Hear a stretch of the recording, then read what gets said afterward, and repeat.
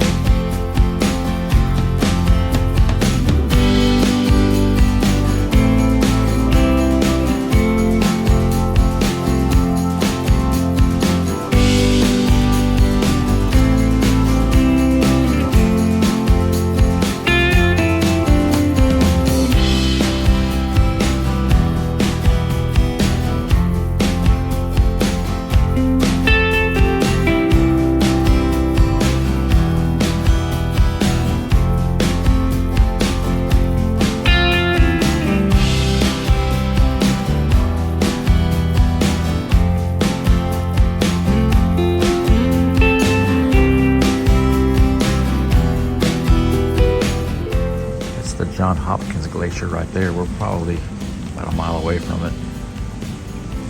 We're going to turn around because there's too much ice here. We're going to head to another glacier. You can see where he cleared the ice with his bow thruster there. He's using the bow thruster to turn us around. So we're turning around from that glacier, John Hopkins Glacier, because some of these growlers, they call them, are big as cars. So we're doing a real slow turn. And we're heading to a different glacier. Here comes the bow thruster. We're shoving some big chunks of ice.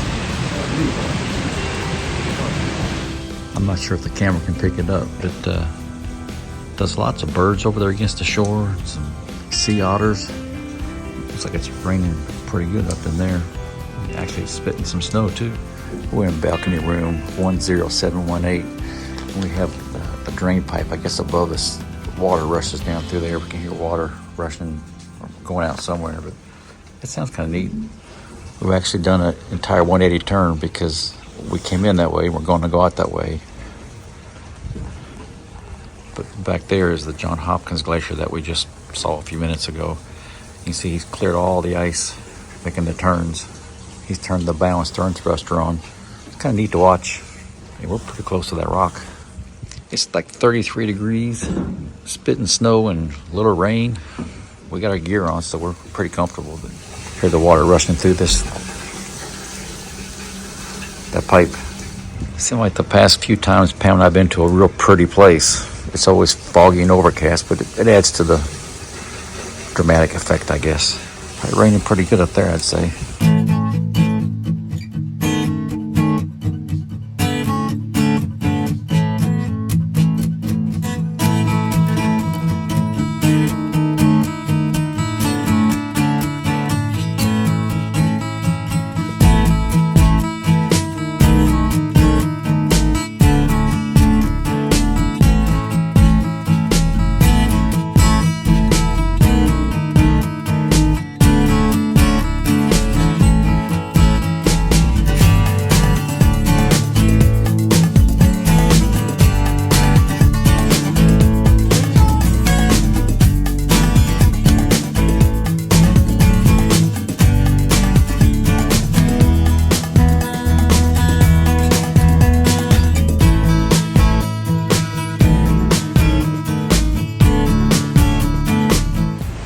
There's a glacier there up in the mountains in the clouds, and there's melt coming down, and you can see the different colors of water from the fresh water, the rainwater, and the glacier, and the salt water. Not sure if the camera can pick up, but there's all kinds of colors of water right there. Makes sense now. the water is coming out of that glacier there, and the tide's going out. So all the water with the glacial flower in it, they call, is coming out of that old glacier and getting pulled out with the tide. So there's one glacier there, another one there, another one there, and another one right there. There's actually 4 glaciers here. One there, one across from me, and another one right there. I'll zoom in on it. I think there's probably more than that, but there's a lot of them through here.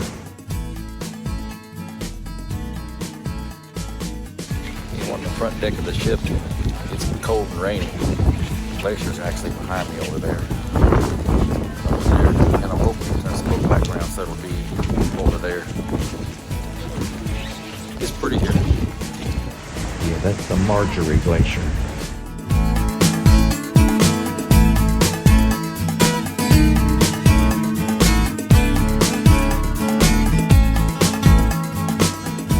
Captain's turning the boat around so the other side can see it. That Pam pointed out that that's called the Grand Pacific Glacier over there. It's not real pretty.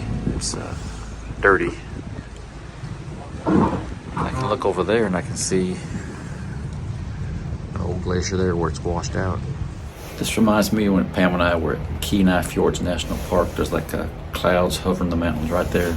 It's kind of pretty. It goes all the way back into there.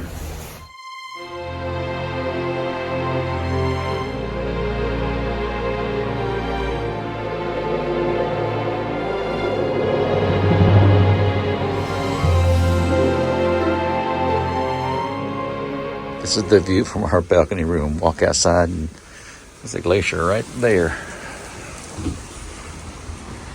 Pretty sweet. The neighbor lady just reminded me, she said, close the door, look at the reflection. It is pretty cool. Yeah. Look at there. So we've been here for about an hour. We're saying bye-bye to Marjorie Glacier. And to be honest, the hour we spend in front of Marjorie is always my favorite part of the day. It's a joy to watch all of you take in the enormity of the Tidewater Glacier.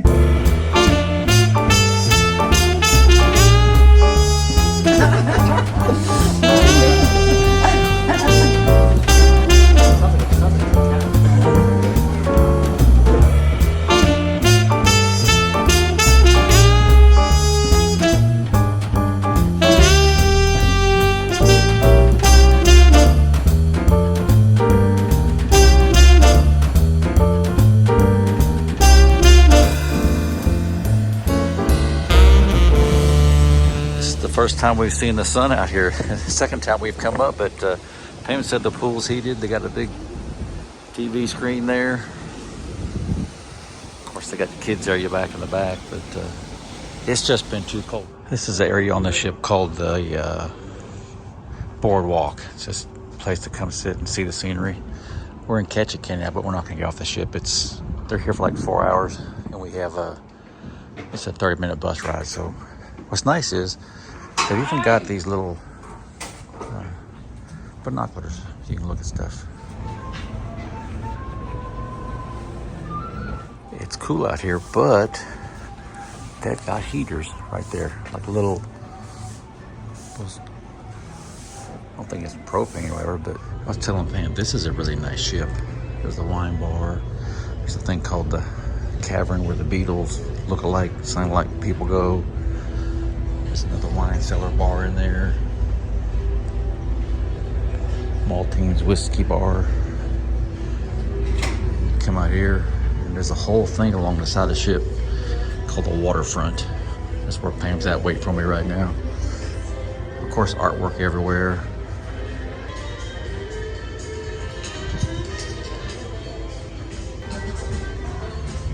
There's a Sugar King mojito bar. I'm gonna walk out here to the waterfront. Pam's over here to the left.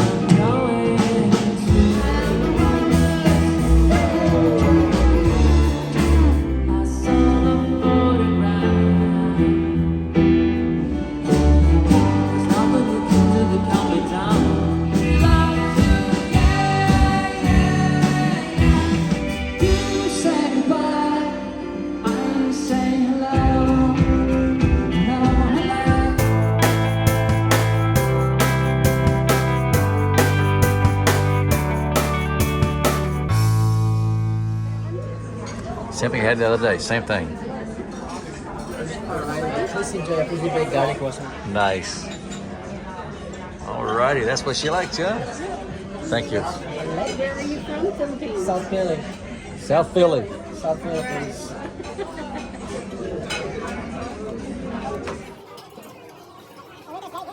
Oh, he is good. He's the best. If you want to go back inside. He's my favorite. Who's that? My waiter. Who's that? Who's that? Locker waiter. You gotta carry it.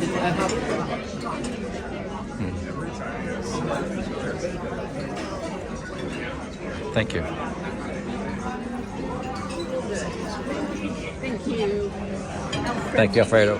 That thick cut bacon smells delicious, and it is. Pam got shrimp. Thank you. That's shameful. And filet mignon. Thank you. Thank you.